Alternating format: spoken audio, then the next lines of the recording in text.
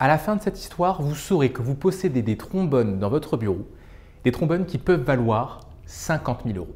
Cette histoire, c'est une histoire vraie, celle d'un certain Kyle MacDonald, un Canadien de 26 ans, qui s'est lancé un défi fou, qui, à partir d'un trombone, s'est posé la question de savoir qu'est-ce qu'il pourrait obtenir de plus valeureux suite à des échanges successifs avec des gens qu'il pourrait croiser. Alors il a commencé par échanger ce trombone avec un stylo, puis avec un bouton, puis avec tout un tas d'objets pendant plusieurs mois, jusqu'à ce qu'il réussisse à obtenir des objets de plus en plus valeureux. Il a réussi à obtenir comme ça une après-midi avec un acteur. Il a réussi à obtenir une maquette. Des objets toujours plus valeureux et qui étaient beaucoup plus chers que son trombone dans le cadre de ce défi. Oui, mais voilà, il fait l'erreur à ne pas faire. Il échange cet après-midi avec cet acteur avec une boule à facettes. À partir de là, lui-même s'est dit que c'était terminé et qu'il allait devoir abandonner son défi. Il a eu la chance de tomber sur une personne, un collectionneur de boules à facettes, qui lui a échangé cet objet contre une place dans un film. Et lui, très malin, on est à peu près à 11-12 mois. Il échange cette place dans un film contre une maison de 50 000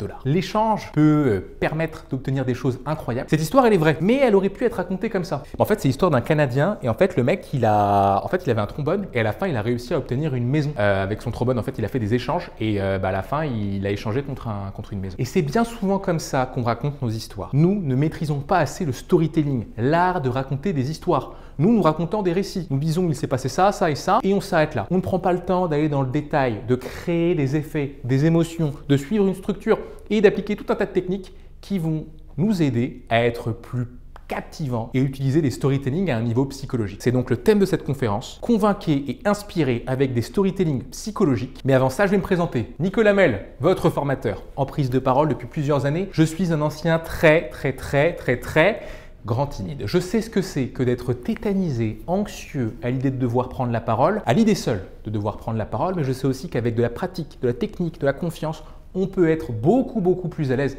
lorsque c'est à nous de parler. Et j'accompagne tout un tas de clients, partis politiques, entreprises, personnes à titre particulier, autour de deux enjeux clés. D'abord, celui de gérer un trac, un stress lié à l'enjeu ou lié à la peur de prendre la parole, et également permettre à des personnes d'être plus convaincantes, éloquentes lorsqu'elles s'expriment sur leur sujet. Je le fais dans le cadre de formation, de coaching, de conférences, mais également dans le cadre du livre que j'ai écrit, Silence ou l'art de prendre la parole avec aisance et éloquence en toutes circonstances. Et c'est ainsi que je vous présente aujourd'hui cette conférence, l'art du storytelling psychologique. Convainquez-les et inspirez-les à moi la parole. Commençons par voir ensemble la structure d'un storytelling parfait, impactant et psychologiquement inspirant. C'est une structure que vous ne trouverez nulle part ailleurs et qui se compose de 7 étapes clés. Commençons par la première étape, la promesse. Oui, vous allez poser le cadre. Oui, vous allez dire ce qui va se passer, comment ça va se passer, les personnages, l'intrigue, etc. Mais si dès le départ, vous voulez augmenter le niveau de suspense, vous devez promettre quelque chose à votre public. À la fin de cette histoire, vous comprendrez pourquoi votre trombone vaut 50 000 $. À la fin de cette histoire, vous saurez comment faire pour ne plus être timide. Vous comprendrez comment raconter une histoire avec impact et éloquence. Évidemment, cette promesse doit être tenue. Évidemment, cette promesse doit être courte. Plus votre promesse est forte, plus vous avez un enjeu à tenir, mais plus vous avez aussi de chances d'être écouté de la part de votre public. Une fois que vous avez cette promesse, vous passez à l'exposition, un petit peu comme au théâtre. Vous allez exposer les personnages dans votre histoire, vous allez exposer l'intrigue. De quoi s'agit-il? Quel est l'objectif? Et vous allez parler un petit peu du cadre. Quand est-ce que ça se passe? Fameux cadre spatio-temporel. Donc vous exposez personnages, cadre et l'intrigue. De quoi va parler cette histoire? Et très vite, étape 3, il va y avoir des incidents et des premières actions. C'est ce qui se passe dans Cendrillon, c'est ce qui se passe dans tous les films, toutes les séries que vous connaissez. Il s'agit là de petits problèmes et de petites solutions. Incidents que vous mettez en avant, actions qui permettent de résoudre ces incidents. La tension dramatique augmente petit à petit. Les incidents sont de plus en plus récurrents, fréquents. Les actions pour les résoudre le sont aussi. Jusqu'à arriver en bon français au point d'acmé, qu'on appelle également le climax. Le point d'acmé, c'est le problème principal que vit votre héros, vos personnages, ou que vous vivez vous-même lorsque vous faites des storytelling personnels. Et face à ce point d'acmé, la tension est à son paroxysme. On ne sait pas si vous allez vous en sortir, si la situation va s'améliorer.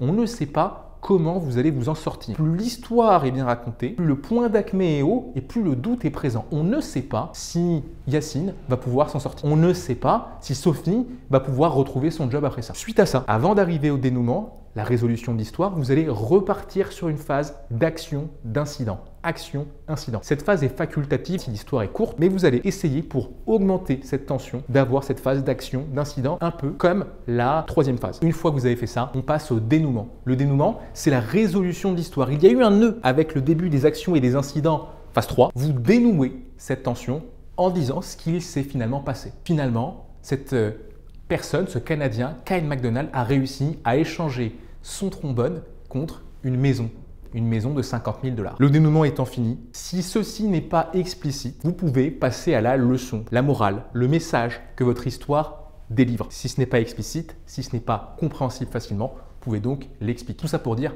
que les trombones ont une valeur et que les échanges peuvent permettre de développer, réaliser cette valeur que peuvent avoir nos objets les plus courants. Cette étape, promesse, exposition, action-incident, climax, point d'acmé, action-incident, dénouement, dernière étape, la leçon. Allez, je le mets en pratique. Avec une histoire que vous connaissez peut-être, à la fin de cette histoire, vous écouterez la musique très différemment, notamment la musique classique. Cette histoire est issue d'une expérience vraie qui a eu lieu en 2007 et qui a été réalisée par Joshua Bell. Alors Joshua Bell, c'est un petit peu le Michael Jackson du violon. Il apprend à jouer du violon à 7 ans, à 8 ans, il donne son premier concert. Et Joshua Bell, s'il a ce talent pour le violon, il est persuadé que la musique peut être appréciée de tous, qu'elle ne demande pas particulièrement de code, qu'elle ne demande pas d'avoir été éduqué au contact d'une musique. Et il veut éprouver cette intuition. Pour cela, il réalise une expérience sociale fascinante. Il se met à jouer du violon en étant habillé de façon tout à fait neutre dans un métro américain. Et il est persuadé que lorsqu'il jouera, les personnes s'arrêteront naturellement parce que, étant donné qu'il est un véritable virtuose de cet art, les gens vont être sensibles à cet art et ils s'arrêteront. Certes, il y a le métro à prendre, on est pressé, mais ils s'arrêteront et ils donneront beaucoup d'argent parce qu'il ne sera peut-être pas reconnu, mais la musique, la qualité de la musique, elle, sera reconnue. Et donc c'est ce qu'il fait. Un beau jour, il se déplace dans le métro, il a des vêtements assez bien faits pour ne pas le reconnaître et il se met à jouer. Il est un peu stressé au début, il se dit bon, j'ai jamais fait ça. La veille, il avait joué dans un super théâtre plein à craquer où les gens avaient payé plusieurs centaines de dollars la place. Il n'y a pas de raison que les gens ne s'arrêtent pas. Il se dit qu'il va jouer 1 heure et qu'en 1 heure, il pourra facilement arrêter 1000 personnes et que ces 1000 personnes donneront beaucoup d'argent. Et donc il commence à jouer. Première musique, une seconde musique, une troisième musique, quatrième. Et là, personne ne s'arrête. Personne. Une personne qui semble s'arrêter finalement prend son métro. Aucun succès. 10 minutes, 20 minutes, 30 minutes. Joshua Bell commence vraiment à paniquer. Qu'est-ce qui se passe? Comment ça se fait? La veille, je jouais, tout le monde m'appréciait, les gens payaient très cher ma place.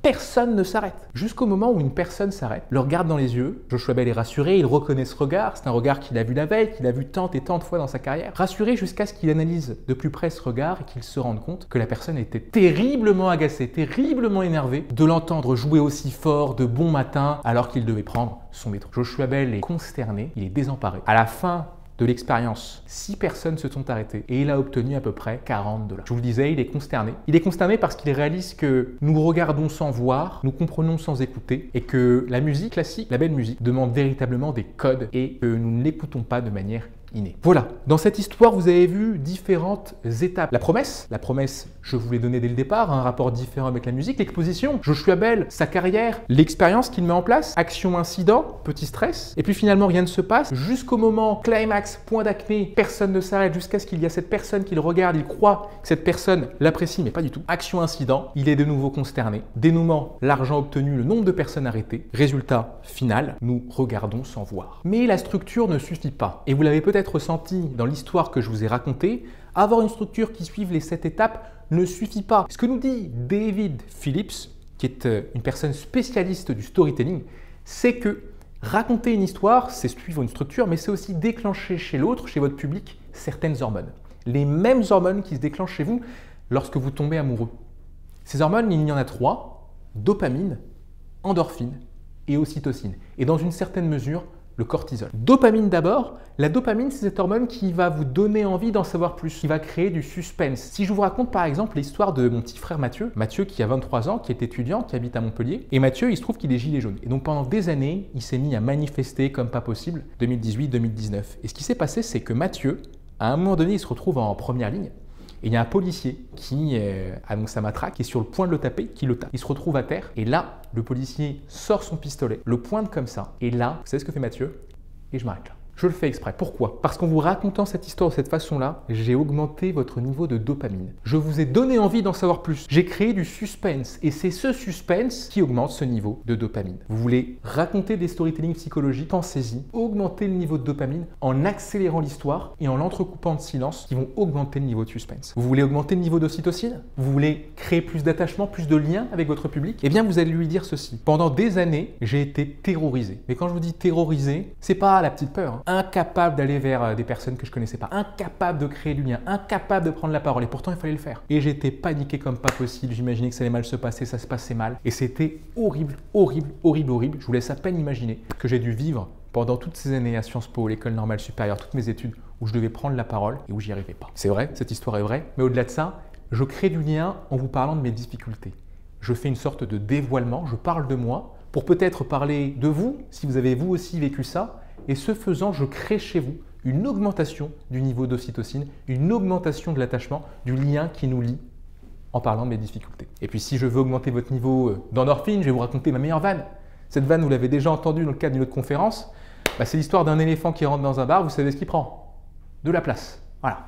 C'est ma meilleure vanne, ne me jugez pas là-dessus, merci. Mais vous voyez qu'est-ce que je fais? J'augmente le niveau d'endorphine en créant du rire. Les meilleurs orateurs, ceux qui maîtrisent l'art du storytelling psychologique, vous font passer par ces 3 stades émotionnels. Ils augmentent vos niveaux de dopamine, ils augmentent vos niveaux d'ocytocine et ils augmentent vos niveaux d'endorphine. On peut également augmenter le niveau de cortisol en faisant ah! Comme ça d'un coup. Désolé, pardon. Mais vous voyez l'idée, j'augmente votre niveau de stress et je le diminue au fur et à mesure en racontant quelque chose de plus léger. Ce sont ces variations émotionnelles, hormonales, qui vont véritablement faire passer vos storytelling, vos structures, à des niveaux psychologiques beaucoup plus avancés. Et le meilleur moyen de faire ressentir ces variations hormonales à votre public, c'est de les ressentir vous-même. Je vous rapporte à cette conférence où nous parlions des neurones miroirs, Giacomo Rizzolatti, ce scientifique qui a montré en observant un singe A qui mangeait une banane et en observant un singe B qui observait le singe A manger la banane, il a montré que le singe B avait des activations neuronales similaires au singe A. Le seul fait d'observer le singe A permettait au singe B d'avoir une réflexion, une activation neuronale similaire. Et donc si vous avez une variation hormonale, si vous racontez votre histoire en augmentant vos niveaux de dopamine, en essayant d'être dans le suspense, si vous racontez en étant amusé pour les endorphines et en étant dans le lien pour l'ocytocine, vous allez créer ça chez l'autre par le jeu des neurones miroirs. Ce sont ces neurones qui s'activent chez vous en ce moment, chez moi en ce moment, et qui nous permettent de créer du lien quand bien même nous sommes. Vous l'avez vu, ce storytelling s'appuie sur une structure qui reprend la structure des 7 étapes, mais qui s'appuie aussi sur certaines dimensions oratoires dont on a parlé, à savoir le déclenchement de certaines hormones, notamment l'ocytocine et la dopamine. Vous avez une structure, vous savez comment déclencher certaines hormones en les déclenchant chez vous. Il vous manque quelques techniques pour faire passer vos storytelling à un autre niveau. Et la première de ces techniques, c'est ce qu'on appelle l'éléphant rose. L'éléphant rose, c'est le fait d'exagérer un petit peu les faits. Certains diraient mentir, d'autres diraient enjoliver. Dans tous les cas, quand vous racontez une histoire, rappelez-vous que vous ne faites pas un récit, mais bien un storytelling, donc une histoire. Cette histoire, peut-être faut-il parfois arrondir les angles, exagérer certains faits. Dans l'histoire que je vous ai racontée, peut-être ai-je, et je m'en excuse, exagérer certains faits. Mais vous le sentez, le but de l'éléphant rose n'est pas de mentir, c'est simplement de permettre au public d'être dans un contexte d'histoire et donc d'y croire et donc d'enjoliver les faits. L'éléphant rose, c'est quoi? C'est un éléphant qui n'existe pas et donc c'est bien l'idée, raconter une histoire et pas tout à fait les faits. Vous avez le droit d'extrapoler. La deuxième technique, c'est celle de la pelote de laine. Rappelez-vous qu'une bonne histoire est une histoire où on semble voir la pelote se dérouler sous nos yeux. Trop souvent, moi j'entends des personnes raconter des histoires dont la pelote n'est pas bien tirée. On n'est pas capable de comprendre comment on est passé du coq à l'âne. Et vous avez le droit dans votre histoire de tirer plus ou moins rapidement. Si vous tirez très rapidement, vous faites ce qu'on appelle un sommaire, c'est-à-dire que vous allez très très vite sur un détail qui a peut-être duré longtemps. Et lorsque vous voulez prendre le temps de développer une petite partie qui a peut-être duré 10 secondes, vous allez faire une scène. Et donc, vous allez vous focus sur quelque chose qui a été très court. Et puis, pour créer du suspense, vous allez aussi mettre des pauses en tirant cette pelote de laine. Si vous arrivez à faire ça, vous allez continuellement tirer, mais passer plus de temps sur les scènes, moins de temps sur les sommaires et accepter les pauses. Troisième technique, le discours direct, au présent, si besoin. Qu'est-ce que vous préférez entre « je suis allé voir cet ami, Paolo, et Paolo m'a dit qu'il était très fatigué et qu'il voulait juste se reposer en ce moment ». Donc, on n'est pas sorti. Deuxième version. Je suis allé voir Paolo et il me dit « Nicolas, je suis trop fatigué en ce moment, je ne suis pas prêt à sortir. Donc, désolé, mais pour moi, ce n'est pas possible. » Il y a fort à parier que vous préfériez la seconde version. Pourquoi? Parce qu'elle utilise le discours direct. Je parle à la place d'eux. Plutôt que de rapporter des paroles, discours indirect, je parle à la place d'eux. Et donc je ressens les émotions que cette personne aurait pu ressentir et je vous les fais ressentir par le jeu des neurones miroirs. On préfère dans le cadre de storytelling le discours direct. Donc servez-vous-en au présent d'énonciation, ce qui permet de rapprocher l'histoire de la réalité, discours direct dans vos storytelling si vous voulez impacter. Avant-dernière technique, le dévoilement. Le dévoilement, c'est une technique qui permet de parler de soi et donc de créer du lien par le biais d'ocytocine. Le dévoilement, c'est très simple. Vous allez simplement révéler un fait, peut-être un petit peu difficile à évoquer pour créer du lien.